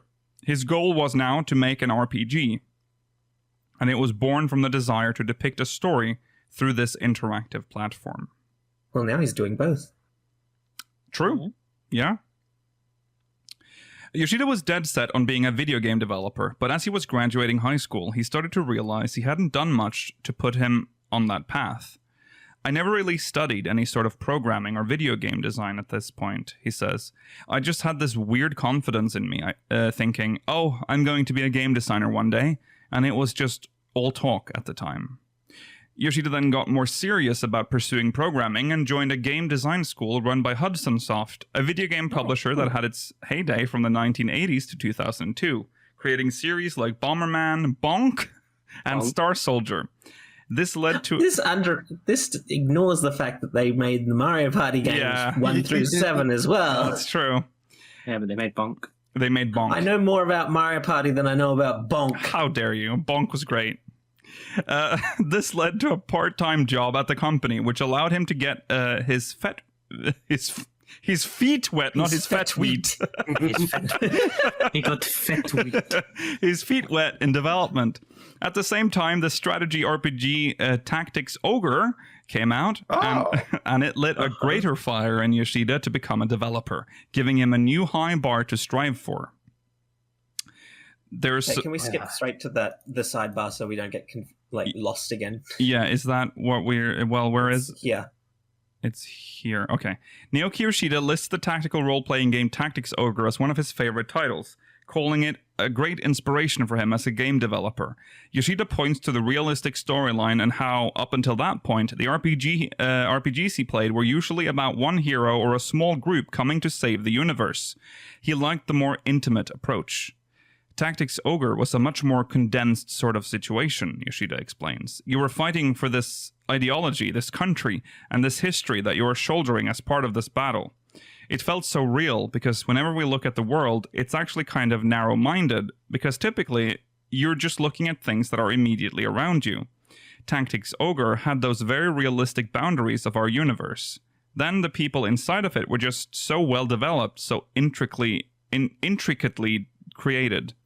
Yoshida jokes that he was just this kid who thought he was going to be the next big thing in video games, but playing Tactics Ogre was a wake-up call. By looking at Tactics Ogre, it just shattered my confidence, he says. It was like, how could somebody make something so brilliant? And I have to compete against these people? I have to go beyond those people. But at the same time, it also drove me to think, oh, I would love to create games with people like that, so I need to get up to that level. I need to be able to compete, and I need to go above and beyond. That was the goal I set for myself. There we go. Good. To get noticed, Yoshida upped his work ethic and changed his approach to game development. Games were no longer being made by just a few people. He was watching teams grow, with new roles opening due to new complexities in the hardware. Yoshida knew it wouldn't be enough to master one discipline. He needed to learn as much as possible about every aspect of game development. I wanted to get experience in anything and everything, he says. I would actively seek out tasks that people would not want to tackle themselves. Yoshida targeted problem projects where he noticed they had multiple director changes or the script needed a complete overhaul and offered his services. The reason why I wanted to do that is with game development, you do need various specialists, but there's usually only one person that supervises it all as a director, he explains. And I wanted to get to that director position. So in order to do that, I wanted to gain the trust of all the people that are involved in the work. I wanted to get my foot in the door by having them open up to me and want to continue working with me, Yoshida said. After a year, opportunities started coming his way, and eventually he nabbed the role of story mode director on Bomberman 64, The Second Attack. Oh! Quite impressive, though. to get a director role within a few years. Yeah. We're playing that game as a kid too and loving it. Mm-hmm. I hear a lot of people talk about it as an underrated game. Yeah. Yoshida's time at Hudson Soft also served as a great way to acquaint himself with PC gaming, where the company got its start before shifting to console development. The team was so well versed in developing for the PC platform, and we also had a good internet environment as well, Yoshida recalls. He fondly remembers using his high-performance work PC to sneak in some gaming when he could, saying the team worked really hard, but were also gamers at heart, so they played a lot of Diablo and Ultima Online. There you go. This is where he became fascinated by online players. It also helped to have programmers around him to explain things. Yoshida remembers playing the first Diablo and realizing gamers were cheating the system by casting spells in safe zones. He wanted to know how players were outsmarting the system, and his colleagues were quick to explain how they had exploited the game. He credits this time as helping him learn the working of online games, which would prove invaluable for his future in the MMORPG space. And it was that lesson that taught him to make almost every arena in Final Fantasy XIV a circle or a square. Mm-hmm. All right. This is where his life changes. Fateful meeting with Enix. Oh, I don't like it. He's on the wrong side of history here. Squaresoft were the good ones. Oh, true. That's true. Enix were the evil ones. Okay, I don't think there was good and evil. I don't think they were evil. No, but I like the Squaresoft games. They had all the good Final Fantasies. That's true. I mean, Squaresoft is Final Fantasy. I mean, that is the Final Fantasy company. After gaining his bearings at Hudson Soft, Yoshida moved to a smaller company called Rocket Studio. Here, he was offered the opportunity he was waiting for, to make his own game. He would design the entire scenario, something he longed to do, for a PC RPG. Little did he know, it would also cause him to cross paths with his future employer and an important man in the industry, Yosuke Saito, best known as the producer of the Nier series. Yoshida met with a pre-merger Enix before its ties to Square to pitch his game idea. It got the green light. According to Yoshida, the RPG tapped into the multiplayer experience. It had a scenario that you're following, but it was going to be set up so that you wouldn't be able to see all of the different branches unless you teamed up with somebody else, he explains. So you would follow this one path, and then you'd have to team up with somebody else who had gone through a different history, or there was an item that you had to obtain in order to change your trajectory, but that item can only be obtained from somebody else. Huh. Okay. I love these kinds of games. The game that I'm playing right now, 13 Sentinel, is kind of like that. Octopath is also kind of like that. Live Alive, I think that is what the game is called. Yeah. Which is a classic game that's being remade, is kind of like that. Mm-hmm. In the middle of the title's development, Enix merged with Square, and things started to change quickly. There was a lot of transition, Yoshida says. Our project, which was supposed to be on PC, was told to also be developed for PlayStation 2. Then things just got messy, and the title was put on indefinite hold. Oh. Not all was lost, though. Connections can be powerful, and Saito brought Yoshida into Square Enix as a full-time employee when he asked him to help with the Dragon Quest series in 2005. Yes, the Juggernaut franchise Yoshida didn't initially gravitate toward as a kid ended up becoming a huge part of his career. Yoshida worked on arcade games for the franchise, but his main project was Dragon Quest X, the first MMORPG for the beloved property. Saito served as Dragon Quest X's producer and made Yoshida its chief planner. Saito saw Yoshida's potential early on and still has much respect for how he approaches his work. I have always related to Yoshi-P's I love games sentiment, and there are many things I respect him for, regardless of the senior-junior relationship, Saito says. There are many important aspects when developing a video game, but in the end, it all comes down to love. I think the best thing about him is that you can clearly see that he puts all his energy into a project with that love, both from the perspective of a developer and as a player. Yoshida's work on Dragon Quest X got him experience working on a top Square Enix property and an MMORPG. Looking back on his time leading up to Final Fantasy XIV: A Realm Reborn, the game that would eventually put his name into the limelight, he laughs, saying it was a lot of game development and playing a lot of online games, which doesn't seem to be too different from what it is now. And here is the story we are most familiar with. His Final Fantasy XIV. When Final Fantasy XIV originally launched in 2010, it was met with intense criticism from fans and media, earning an abysmal 49 on Metacritic. That's quite high. Not for a Final Fantasy game, Mela. Tanic is 1.9. Yeah, Tannicus 1.0 got a 49 on Metacritic. Wow, Are you saying that's good? No, I was saying it's higher than we expected it to be. Oh, I see. Okay, yeah, no, I get it. Yeah. The MMORPG had issues in every direction, from server stability to a bad user interface to laughable bugs. Laughable bugs. Laughable? Yeah, well... Can you think of any examples of the laughable bugs? Well, I can't think of it right now. There were so many. Like there were bugs relating to, especially to targeting, that were really annoying. Like there were like I remember there's a cool, well, kind of a cool mechanic on paper where, you know, the moles the ones with the horrible faces in 1.0, they would have an attack where they dug underground and then they would move around. But sometimes when you tried to target them, if they were planning to do that move, you couldn't target them, and so you would target yourself, and back then you could actually hit yourself, if I remember. So you could actually damage yourself, which was, you know, not intended to happen. When the brand was at its lowest and 14 looked unsalvageable, Yoshida was brought in to take the reins. To say Yoshida had a challenge ahead is an understatement, and his failure could have easily ended his career, but he approached it in the way he does everything, with hard work, brutal honesty, and undeniable style. Final Fantasy XIV was the birth of the Yoshi-P moniker, a nod to his power as its producer and director.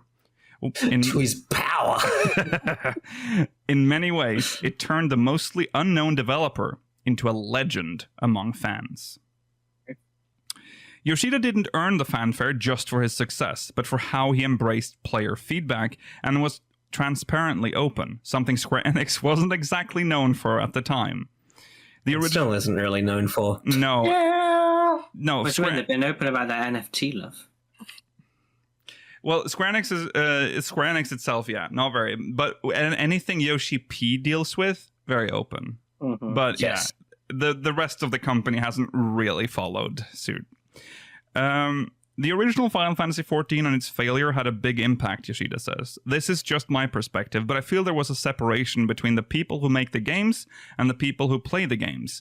I feel like trying to rebuild 14 was a turning point where I did sense that the atmosphere shifted to focus on trying to regain fans' trust. Once Yoshida took over the project, he felt like he was able to put his own personal philosophies into effect. As a gamer himself, he disliked what he saw as a divide between developer and fans. Instead of working against each other, they should be working together.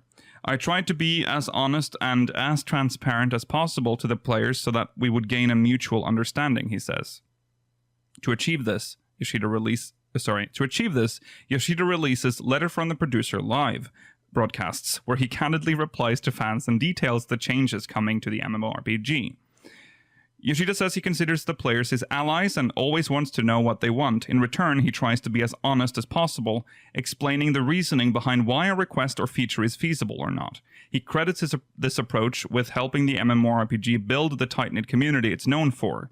Yoshida-san is a very thoughtful person, says Final Fantasy XIV global community producer Toshio Moriuchi, that's Foxclon, who has worked alongside Yoshida for the past 12 years. He is a person who values the perspective of the players and the fans, and I really respect that he is clear and decisive about what may not work and takes the time to carefully explain why.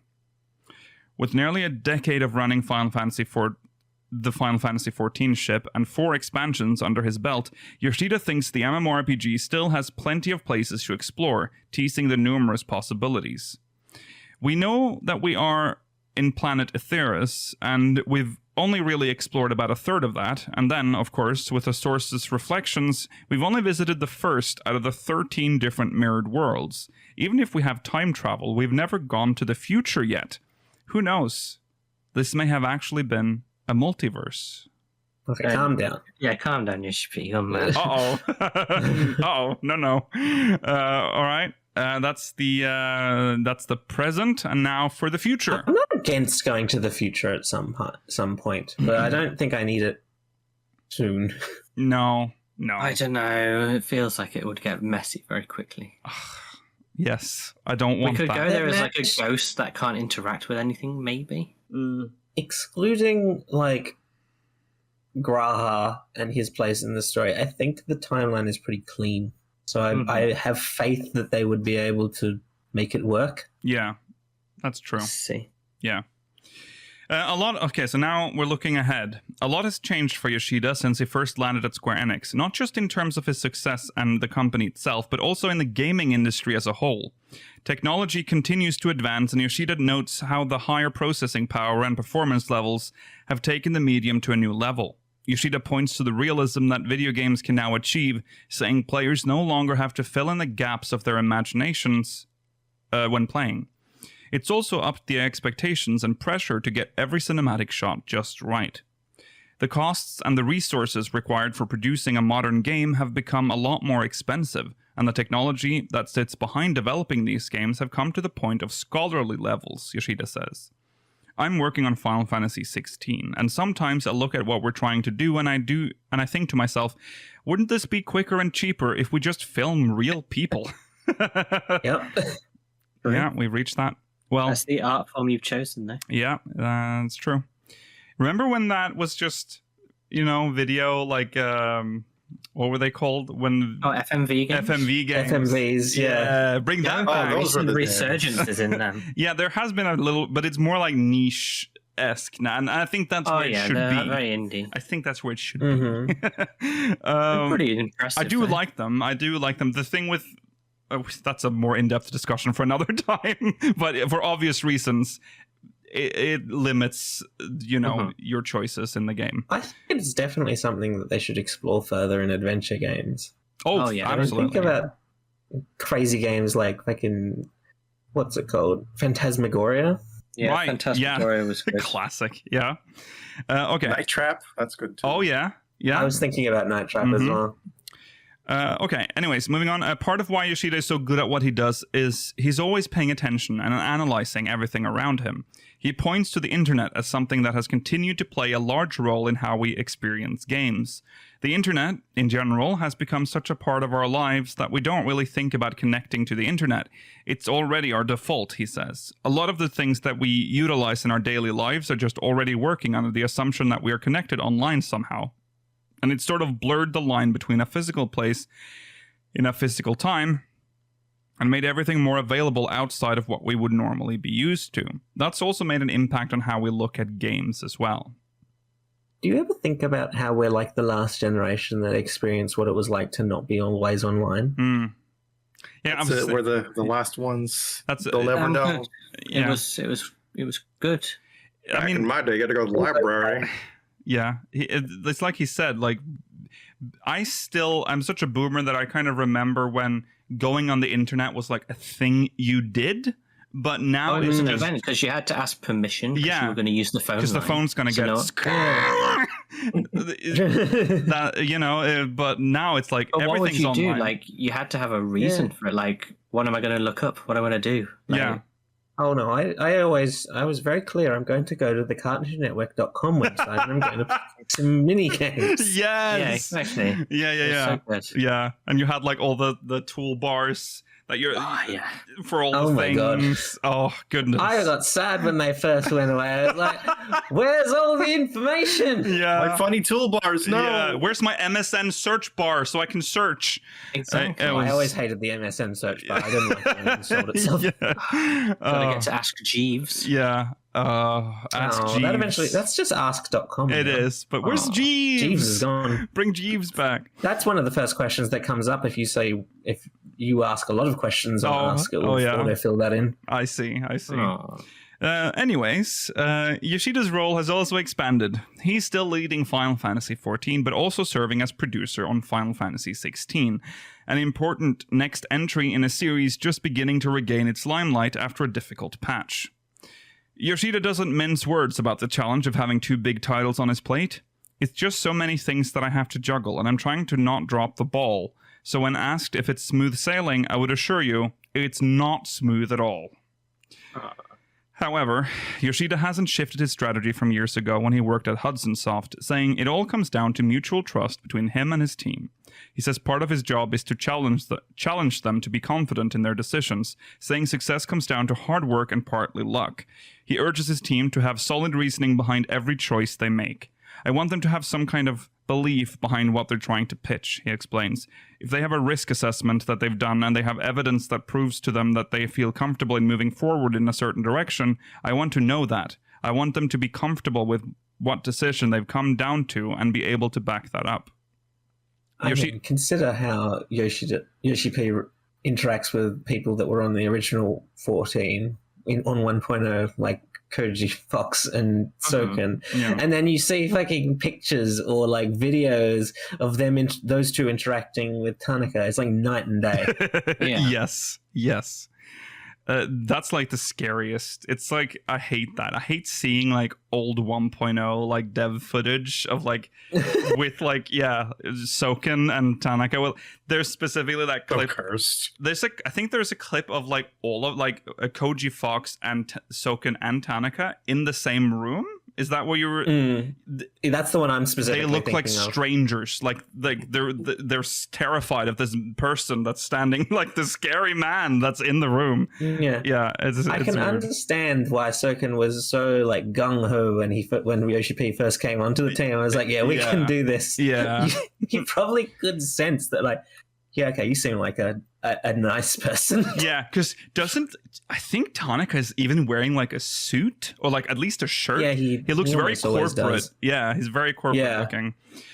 Okay, Yoshida plans to tackle the future with the same fearlessness he's always had in his career. When asked about Final Fantasy XVI, his answer echoes the spirit and his desire for all games to have the element of surprise, like in the mystery novels he loves to read. This applies to both 14 and 16, but I want us to continue to push ourselves and take on new challenges with our approach, he says. We want to bring a varied sense of fun and good gameplay, as well as elements of surprise that would make the challenges we take worthwhile. At the same time, taking on a challenge is accompanied by risk. We may stumble, but I think being afraid of these kinds of risks and not taking the challenge is going to be disadvantageous to the players in the end. Not taking a risk means you see a game that has already been done before. And of course, before we close out the interview, Yoshida continues his philosophy of involving the fans in the game development process, stating, "We would love for people to join us in this endeavor. We'll cry and laugh together through this adventure, and hopefully it'll be a worthwhile adventure in the end." There we go. The man, the myth, the legend. I have such high hopes for 16. I just want some information, please. Yes. Yeah, a little bit more. A lot riding on 16 too. Yeah. In a way, like he's building it's I mean, damned if you do, damned if you don't. I feel like with him, like with this game, like if you tease too much, we will complain that there's too much hype. And if you do what he's doing now, too much hype, because now I feel like the hype is just not knowing anything, and we're like just conjuring up all these like crazy things because it's Yoshi-P. But yeah, some information. We should get information before the end of spring. And also, there was recent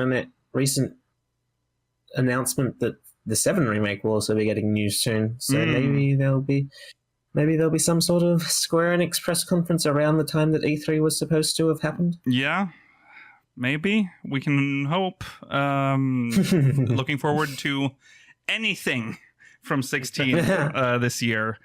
Okay, well that's episode 300 in the bag. Wow. Weird. We did it. Here's to another 300. Oh my god. Oh my god. I don't know what year that would be, but that's a long time from now. Are we the longest running 14 podcast yet? Not yet. No, not yet. Well, I don't know. To be honest, up there. I kind of stopped watching other 14 podcasts when I started this. Yeah, because you don't want to take other people's opinions. Right. I want to be fresh, so I can't like go in anywhere. But by the way, episode 600 should be in around 2026. Oh, so that's not too far. Okay, We not can do that. too far in the future, but still. Who will go great We'll first see. on this podcast? I Let's hope find it's out. me. I hope it's me. I want to be a silver fox. All right. No, it's probably going to be me, but you'll never know. Oh, that's true. Oh yeah, because Georgi will At least admit it never, to us. You have We won't judge you. But you don't have to say it on stream, but you have to tell us when it happens, Yeah. because I need to know if I've been beat. I already get like a white hair every now and then, and I remove them. It's begun. Oh no, God But damn like, it. yeah. Yeah. All right. yeah, but I don't have any right now. At least I Okay. don't think so. Damn. Okay, well, that's it for us today. Thank you for watching this, I almost said 100th, but 300th episode of Speakers of Hydaelyn.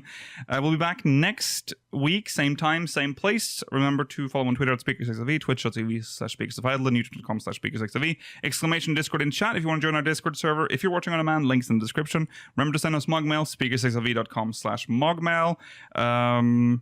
If you're watching live, post show is coming up. We'll see you there. Goodbye. Bye. Bye.